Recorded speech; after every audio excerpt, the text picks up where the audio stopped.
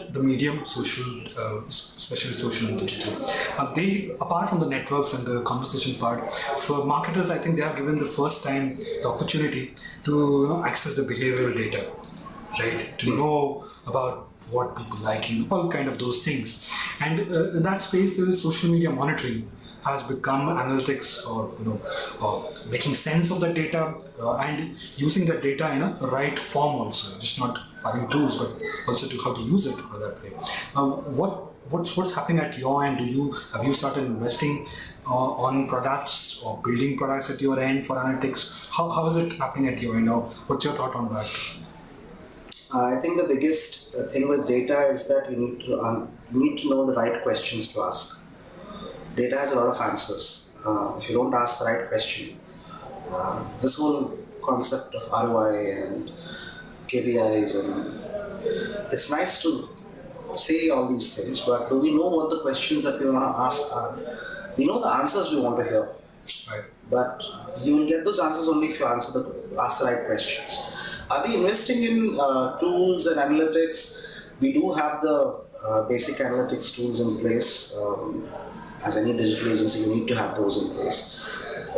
We are not, as an agency, we are not a heavy media planning and buying focused. We are not CRM led. So the heavy lifting data tools and those kind of things we are not yet invested in. Even if we do, it will be on a client need basis, because I guess at the end of the day, every digital agency has a certain business model. Ours is not a data heavy business model as of today. Things might change 6 months down the line. So yeah, the regular stuff that everybody uses, we also use. We know what content is working, what content is not working. When should you post? Who should you talk to? What are people saying about you? So that's hygiene stuff. So that is there. So, yeah. Great. Prashanth, my next question is about the medium. You've seen the medium, especially the digital medium, from the days when website building till today, the jargons of integrated campaigns and all those things.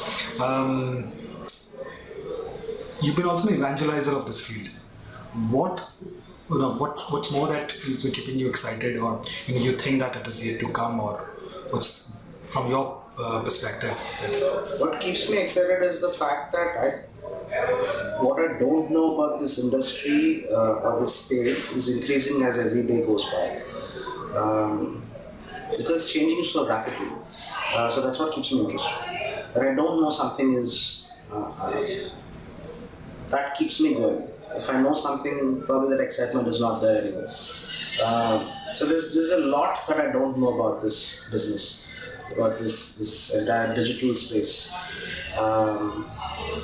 So until I know that, which will never probably happen, that should keep me going. That should keep me from a personal perspective. Right? Last question to you: what makes you unhappy from this medium, which you say this should not be happening, or this shouldn't be doing, this should be right? What's that one thing, two things that makes you unhappy with the medium that should change from your personal point of view? Well, I can crib about money and I say that clients don't pay well and all that stuff. But I think genuinely, it's not that something makes me unhappy about the medium, but I think all of us we are here because we're passionate about the space, and somewhere we want to be wealthy and we want to make money and all that stuff. But I think the most important thing is that we're all here because we want to be respected for what we bring to the table. Whether you have 3 years of experience or you have 16 years of experience. So sometimes when clients tell you are the experts, and then when you say something, they're completely rebutted because they don't think that it's true. It becomes your gut feel versus my gut feel. So sometimes that it makes me feel that as I said, this unhappiness is temporary. It happens more when you feel that there's no value for an idea. A lot of clients don't pay for the idea that you've grabbed. They pay for the execution. And when I say respect, I mean it from an idea perspective. I think as an industry, we need to start demanding the respect that an idea deserves from a monetary perspective, simply because you spend a lot of time coming up with an idea.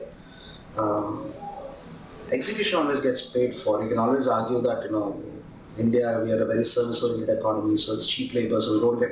Those are the realities that we live with. But I think in the digital space, especially, um, the day the idea starts commanding value, where I can go to a client and say, listen, I've spent a month or 15 days cracking this idea for you, and if you really love it so much, how are you going to value it?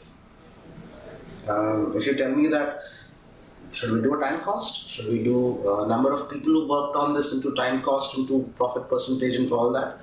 We'll have to look at it. But I'd love to have conversations with clients where they say, hey, I'll pay you for the idea.